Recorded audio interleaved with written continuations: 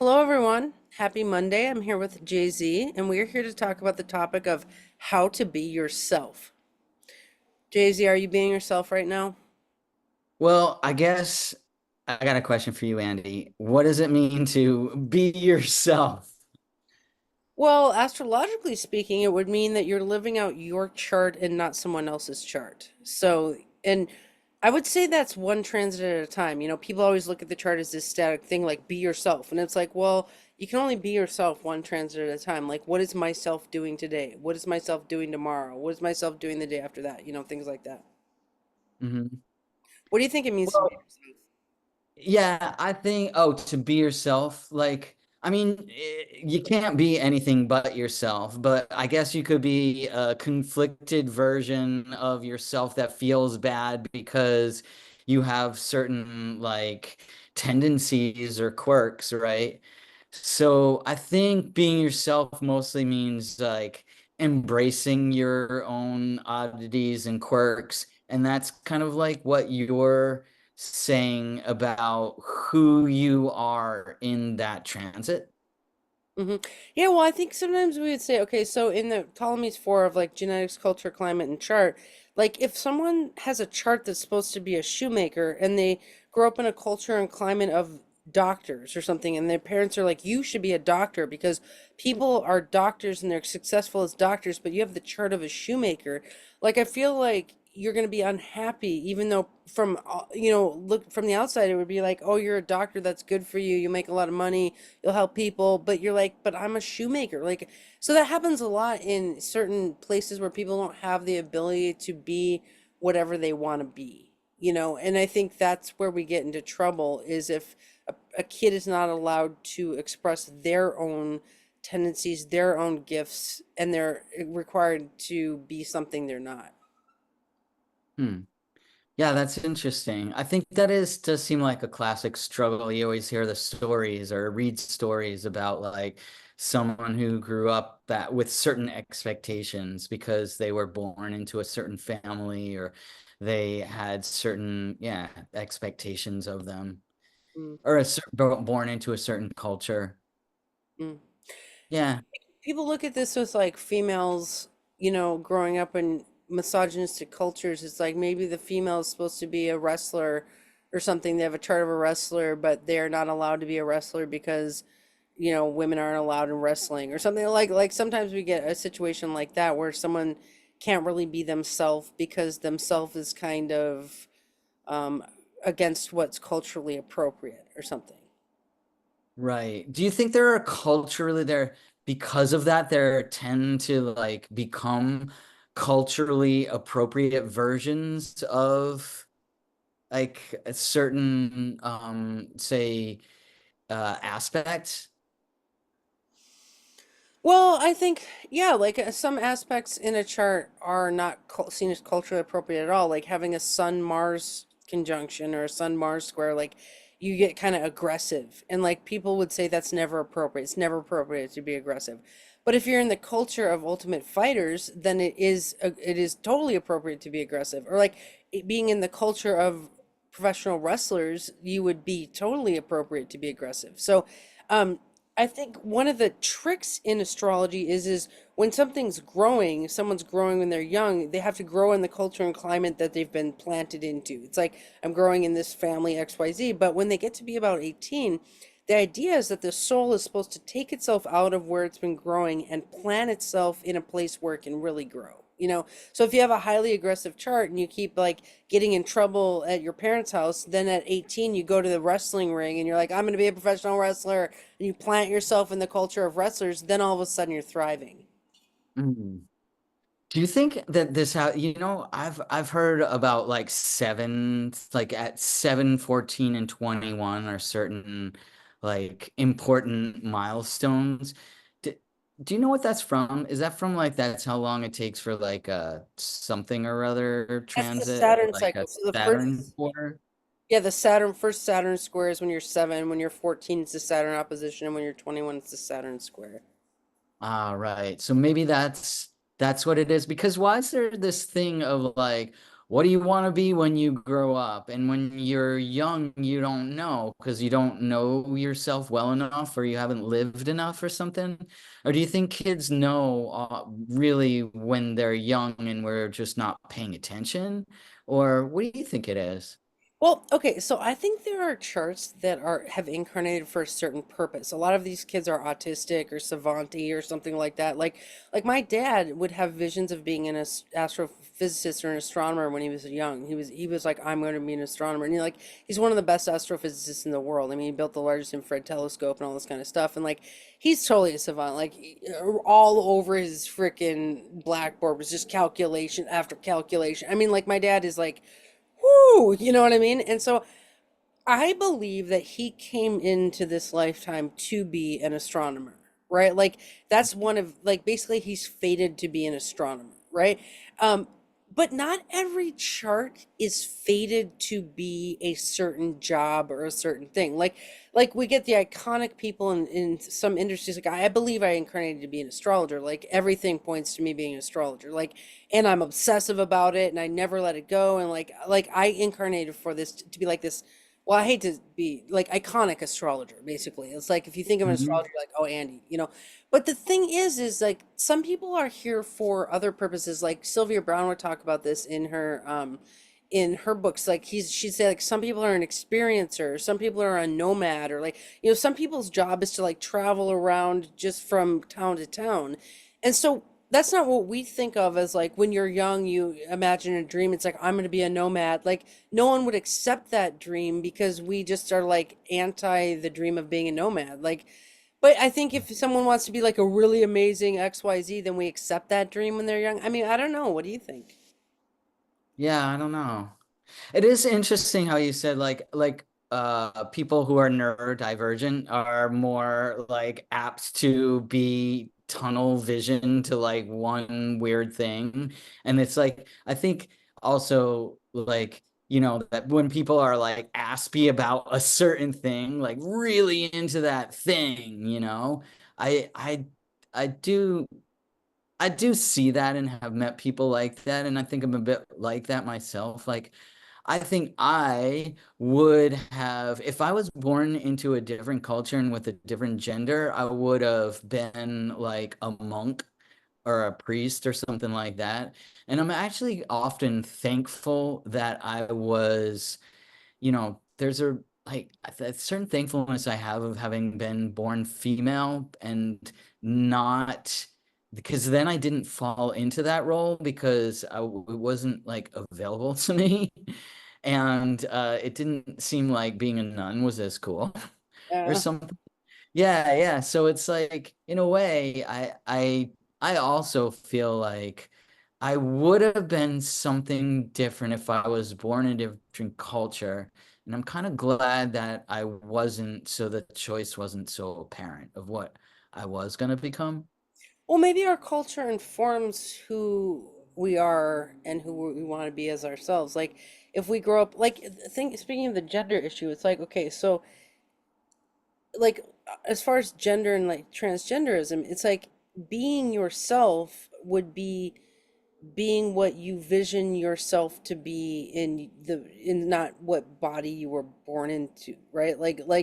But culturally I feel like we're taught to do that, like because in our culture if you have a vision of a gender different than the one you're born into, then you surgically alter like I feel like, but if you were born in a two-spirited culture where they were like, oh, a two-spirit, you know, then you would be like, oh, I'm a two-spirit, you know, because the Yeah, culture would teach you what being yourself meant there.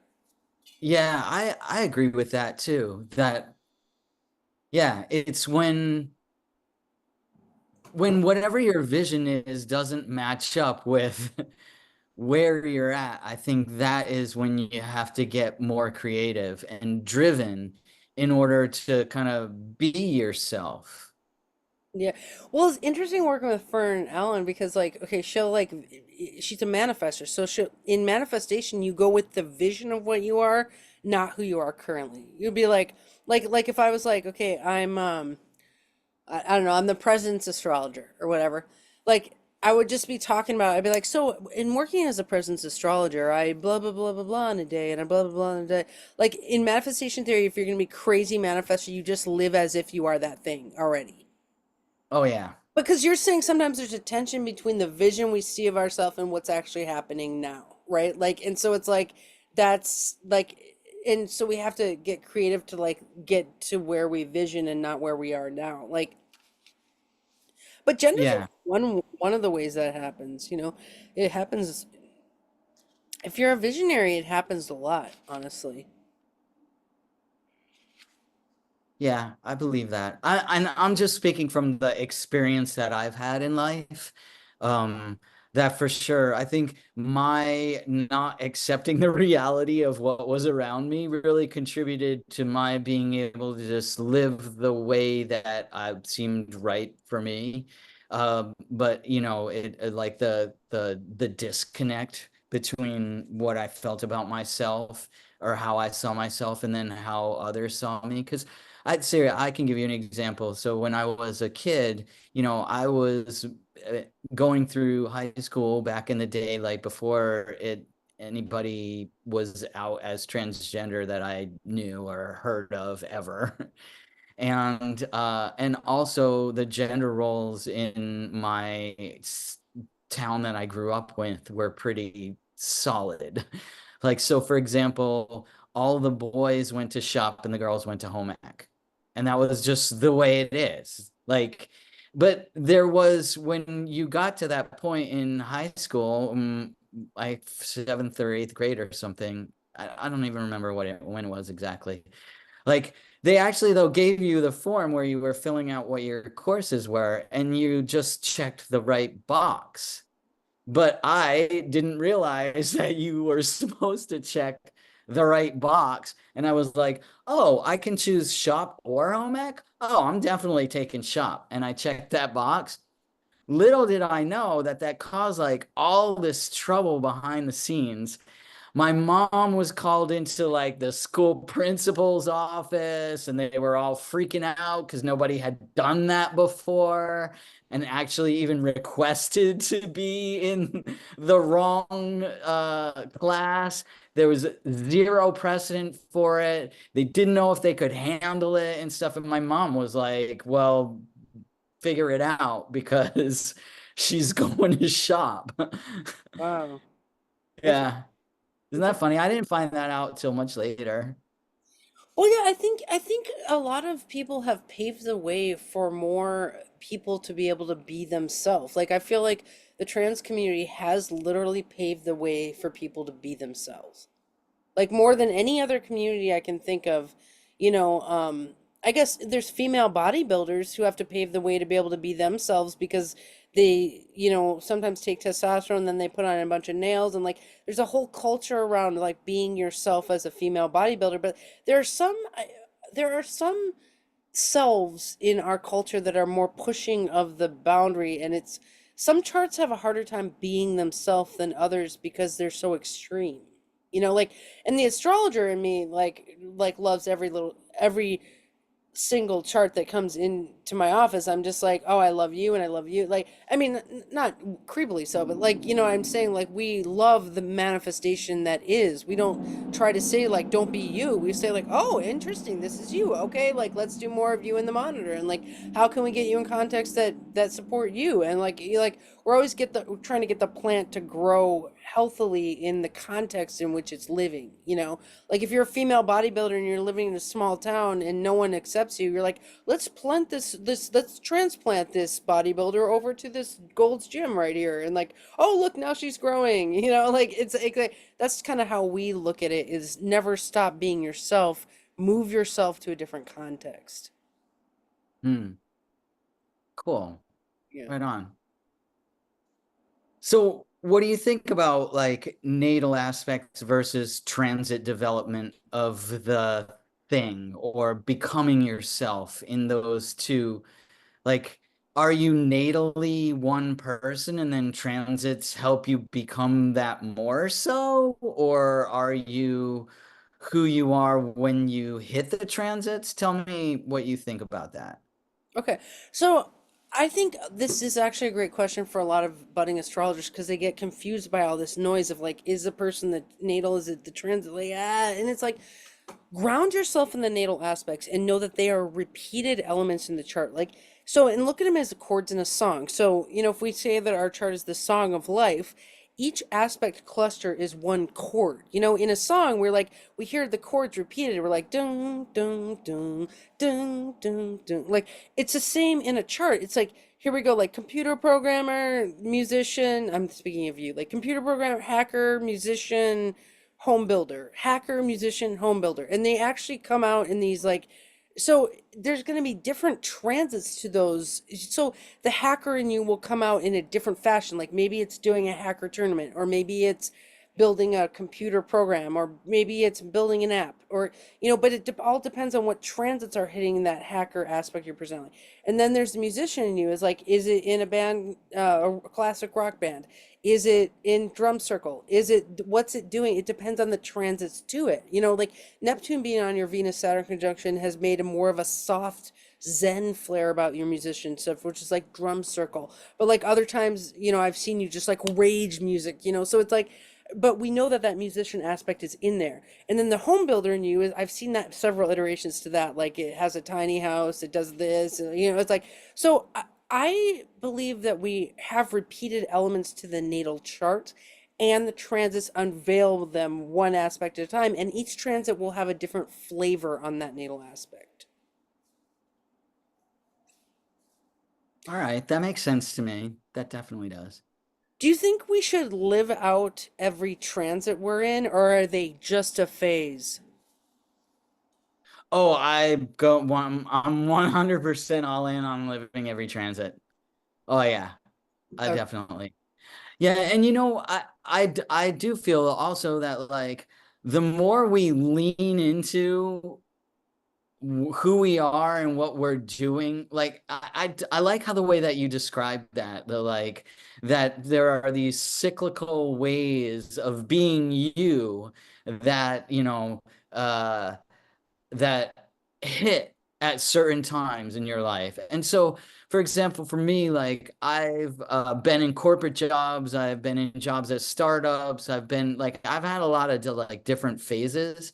And what I used to do was to try to kind of fit into the thing that I was doing at the time. So like if I had a corporate job, I'd really try to fit into the corporate job, like by wearing a suit or, being, acting a certain way as the manager or whatever. And what I have learned now lately is the more you just lean into who you are and your version of doing that thing, even if it's like being a corporate manager, the better. Because people really respect you for being who you are. And there's something to be said for like, consistency and then being to know what to expect. Well, it's So interesting. yeah. Sorry, an interesting version of this is when I was teaching at the Portland School of Astrology and I was trying to render my chart to a teacher, and like it was just like the weirdest thing. Like I was like, do I act like myself? Like I have aggression problems at the 28th degree. Like should I be aggressive? Should I try to be nice? Like who am I? And I would read all these books about pedagogy and didactics, which is about teaching theory. And what they say is you have to render yourself to teaching. Like, because if you don't aren't yourself, the students won't trust you. They'll be like, no, she's faking it. Like she's cranky right now and she's faking it. So it's better for me to be the mean teacher because I have a Sun Square Mars of being like, no, we are going to look at the transits correctly. Like I'm not really mean, but you know what I'm saying? Like I'm Mhm. that excellence teacher. It's like excellence in astrology. And so they came to respect that teacher because it was me rendered to me, right? And like that's why I have my Macho Man Randy Savage doll that I use in teaching all the time because it's like a funny way to be like I'm so aggressive, But it's like I never took away the aggressive part of my personality as a teacher. I just started to dance with it. You know what I mean? It's like so I actually agree with you that in the same happens with parenting. As a parent, if you're like a bad boy or a bad girl and you're a parent, it's better to be the bad girl parent. Like the because you're the one who shows up for your kid when they need a bodyguard, and you're the one who shows up and like protects all their friends when someone's messing with them. You have a role actually as in the adult community of life, you know? So I actually really agree with you. Yeah. Yeah, I think that's true. I have another funny story that like of me being like, so you have the Randy Savage doll. I have Sparkle Crocs. And I have to say, like, so I was at my mom and dad's house recently because I was out of town, but in their town, attending some like manager training. And they're like, no matter how old I am, I'm still their kid. And so they're still like trying to parent me and still thinking that like worrying about my success in my career. And they're like horrified that I was headed off to this training in Sparkle Crocs. Show us a sparkle croc. What is a sparkle croc? Oh, Sparkle Crocs here. I'm wearing them right now. All right. These are Sparkle Ah! Crocs. So this is what I'm wearing You to have my four planets training. in Pisces or something, so like it's all rainbow and sparkles with you.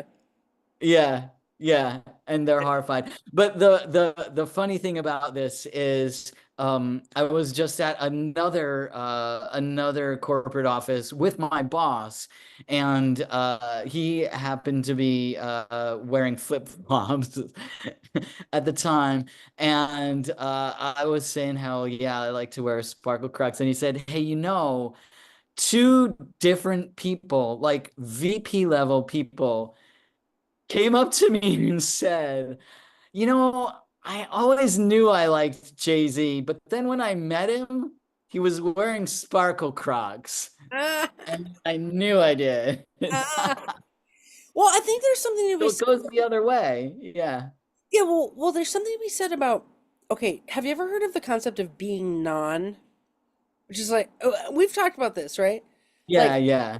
like that haircut is so non. It's just like meh meh. It's like so boring. It's nothing. It's not, you know. When you are yourself, you are not non, right? It's like you showing up with the sparkle crocs makes an impact, you know? It's like we definitely don't want to be a non-wan version of ourselves. Yeah, absolutely. Yeah. Yeah. Because yeah, it's fun. It's fun to be memorable, and it's fun to like have something to say, and it's fun to, yeah. Hmm. Yeah, meet other people and be curious about like what they have to say, and then remember who they are because they had something interesting to say. Yeah, totally. Yeah. We can talk for 10 more minutes if you want, because my next thing got pushed back. So just FYI. Oh, all right. Right on. Cool. All right. Well, let's see. Talking about like wearing sparkle Crocs or whatever, when does that cross the line into showing off? And is that a bad thing?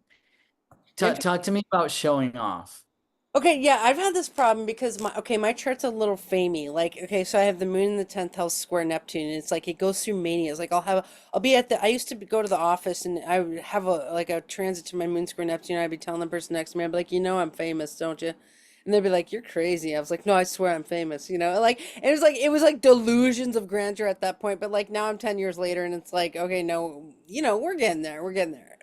We're getting famous. But the point is like I think that showing off is showing your people don't like when we show ourselves in ways that are a push, right? Like it's like if you show up in your sparkle crocs and someone is like that is not professional, you'd be like, nah, I love my sparkle crocs, to be like they're showing off, like whatever. It's like it's kind of like people only take issue with us showing ourselves when it somehow rubs them the wrong way. But I do think one of the ways we rub people the wrong way is by over exaggerating the self-importance, right? Like it's like we're supposed to Mm. in the group of the world, in the Aquarian place, like the group, we're not supposed to act like a Leo, which is opposite to Aquarius, right? Like we're supposed to act like we're all assimilationists, we're part of the crowd, we're all equally as important or unimportant. And if you pop out of the crowd, that's Leo behavior. That's just like, oh, check me out though. Like, oh, but what about me? You know, like, and it's like Mhm. I think it's antithetical to the value of Aquarius, which is everyone is equally important and everyone is equally unimportant, you know? Um, but if we didn't show off, we never would get seen or noticed or heard. So I think with like showing off is good for some things and it's not good for other things. Like people always say narcissists are not empathetic. They're lacking in empathy. And it's like when you're showing off, you're not really caring about other people's feelings. You know what I mean? You're just like, yeah, but check me out. Like so I think it's not great if you're trying to be like a codependent empath, but if you're trying to get noticed in the world, it's perfect. Mm. Okay. Well, then where does showing off intersect with or like cross the line on the spectrum to contraindications to being yourself? Or is that what you're talking about now? Is Well, like okay, good question. So once you're, go what if ahead. you had a chart that was super humble? It was like 14 planets in Virgo. And someone's like, you need to show off more. You'd be like, that's just a contraindication to that person being themselves, which is super service oriented. Hmm. I mean, Okay. so what about you personally? I mean, I'm just curious because you have a lot of planets in the 12th house, but you're a musician, which is like a show off art form. So it's like, how do you rectify being such a kind of altruistic yogi with being a show off musician? Like, how does that work? Well, I think that it's true that most of the planets are in the 12th house. But at the same time, I have a Sun Mars trine. And so with my Sun in the 12th house, I have a Mars hitting it, right? And then also I have a Aries rising, which is squared by my Jupiter in Cancer. So I think that maybe that's where like those elements will get maybe hit also by the transits, right? And so as the moon is coming into Pisces, it is, it hits my sun, which is also hitting the Mars. And then as it goes further down into Aries. So maybe I have like these phases of being all 12th housey, but they're kind of capped on either side with real excitement. Interesting. So you're like a yogi and you're a show off. Yeah. Yes. So it kind of depends on the moment because sometimes you'll be like, I'm not showing off right now, like I'm just doing yoga right now, and then other times you're just like, check me out. And I'm like, it's kind of interesting. What I love about you is you're not offended by showing off, though. It's like, but let's talk about being a showman being versus it being Hmm. a show off. Like, what do you think about that? Oh, that I think is 100% true. Like even as a musician, I think I'm a better performer than I am a musician. Right? And that's how I think of myself. I'm not like that skilled. I play a lot of instruments pretty mediocre. But but I'll get up on stage and do it and have a really good time and be very entertaining, and it's a good show. I like a good show better than good musical precision. Interesting. Yeah, like you've always been a good showman. Like I remember when our bands played together at Smith College and you were romancing me at the time, like we were dating, and you totally got up and played Every Rose Has Its Thorn for me. And like that was a good showman moment where you're just like this and you're like, this one's for Andy. And like you totally like you totally are really good at being a rock star. It's like when you're in like the astrological remediation reading group, you're like a rock star student. And like when you're on the show, you're like a rock star best friend. And like when you're on stage for music, you're like a rock star, but like I feel like you rock whatever you do. And that's part of you wearing sparkle Crocs is you're rocking your job as a corporate executive, basically. Well, thanks, Andy. Do you rock your own world when you're alone? Oh yeah. Oh yeah. You're like a rock star yogi. You're like, "Yeah, man, that downward dog was freaking awesome." Like, oh, I was just so good at that. Absolutely. Yeah, everyone's really down on narcissism, and I've done studies of every pathology because I've worked with thousands of charts, and like, you know what the best pathology is? Narcissism. Like I make Oh, narcissism, yeah, because you're like, oh, I'm a narcissist, so I'm like too strong and I can't be taken down and I love myself. It's like, oh, sorry for your loss. Like it's like actually the most awesome thing to have. Like I yeah. always make jokes and people are like, I have food allergies, I can't eat this, that, and I'm like, I'm a narcissist, so I can eat anything I want. Like I'm not really a narcissist, but my chart is in show business, so I've had to learn how to kind of be a fake narcissist because like part of showing up for your job in show business is to show up and show off. Yeah, and if you can't get your delusions of grandeur pants on, you can't go to work, you know? So Oh yeah, yeah, absolutely. Like I'm a peacock. I'm peacocking now. that's right. I like check out me. I like check out my star earrings. Like I've learned to Ooh, show off, you know, and nice. I think showing off is an art form. I think it's amazing. Yeah, I think so too. Yeah, and I think, where does self-confidence pass the line into something else? I don't know. It's just so weird that people are like, "Oh, you need more confidence. You need more confidence." And then if you have a lot of confidence, they're like, "Whoa, too much confidence." You know?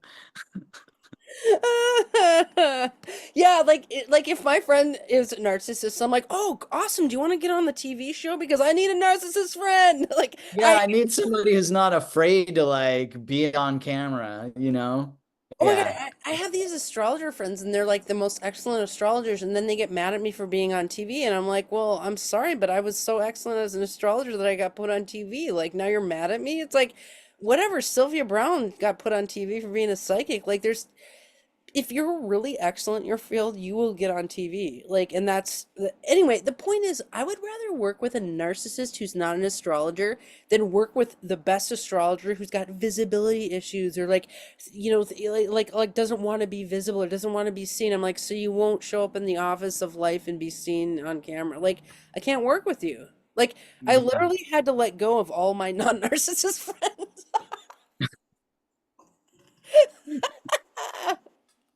Or maybe just the ones who couldn't be themselves on camera. Well, and there's a lot of reasons. Like it actually took me a few years to I hate the word groom, like, but like to groom you into being on camera again because like there was a lot of things stopping you up, like whether it be professional things or like decisions you had to make about how you wanted to show up in the world or like you're my show off friend who we showed off on tour together 20 years ago. That's how we met. And you weren't ready to be online when I met you this time again. Like it took me a few Oh years to yeah. get you online, but I knew I you. was in a Saturn transit. That's true. And you never got mad at me for showing up. You never were called me a narcissist or anything. You were proud of Oh me, no. you know? Yeah. My And boyfriend, I think, go ahead. no, you go ahead. Well, I was just going to finish up with, and you never got mad at me for not wanting to do the thing you wanted me to do right at that moment, but being like, look, I'll be able to do this, but just not right now. Yeah. Well, the one person who has never pissed me off, who's not a narcissist, is my boyfriend. He's a super Virgo. He's a Virgo rising. Um, but he has a Capricorn moon, and what he did was just become my manager. He was like, "All right, well, this business decision, because that's a Capricorn moon in him, is like, well, that's Mhm. good for business. That's not good for business." But he never calls me a narcissist ever. He's just like, "Good job, honey. Good job at work today." Like, because he sees me working my 70 hours a week at astrology and doing readings. Like, he sees all of it. He doesn't just see me on camera. He sees all of it, and like. But he's just never ever called me a narcissist ever. And so I love him so much because actually I'm not a narcissist. You know, I think Oh no. that's where I'm a showman. It's like I'm doing my job. I'm not gonna like do fake humility. It's like either, you know? Well, also you want things, right? So that was the only other thing that I wanted to talk about this is like the manifestation and the wanting of things, right? And you gotta want things and work for them. Like they don't magically manifest. They manifest because you concentrate on making them happen and having the positive mental attitude and feeling the feeling of the wish fulfilled. But you can only manifest the wish fulfilled if you actually wish and want for something particular. Interesting. Yeah, I think we're learning that part of being yourself is wanting things from the world and showing up with wants. And that's something you and I are learning is and I love that because it's kind of a way to not be codependent with the world. It's just like whatever the world wants from me, whatever the world wants from me. It's like, and I want X from the world. You know, it's like because yeah, I think part of being yourself sometimes is you can get pigeonholed into certain activities that the world thinks are yourself. And you're like, and I'm also X though, you know, and so I think manifestation is really a good lesson in having a backbone, honestly. Yeah. And I think what you mean when you say like you like to surround yourself with narcissists is you like to surround yourself with people who know what they want and who are active in their own lives and making things happen rather than being passive about it. Yeah, that's true. Yeah, I just like playmates. I like people who can play at the level of being on screen. And it's not for everybody, but they say change your playmates, change your playgrounds, and your life will change. And it's like at this point in my life, I like to be on the playground of the public and that's where we hang. It's fun. Yeah, yeah. This is a good playground right here. Well, and what I'll say about this is in the circus, which is what Hmm. I like to think of this place, is like a astral circus, is people are celebrated for being themselves epically. Like if you're a fire eater and you go up on stage and you eat fire in the best way possible, you're get on the circus stage. You know what I mean? If you love horses and you're gonna be a horse trainer, get on the circus stage. You're like, so I like the idea that all of the people in our crew should be hyper expressing themselves in the most magical way because that's what the circus is like. Oh yeah. All right, GZ, thank you for another good talk. All right, ALG, as always. I love you. I love you too. All right, bye. Okay, bye.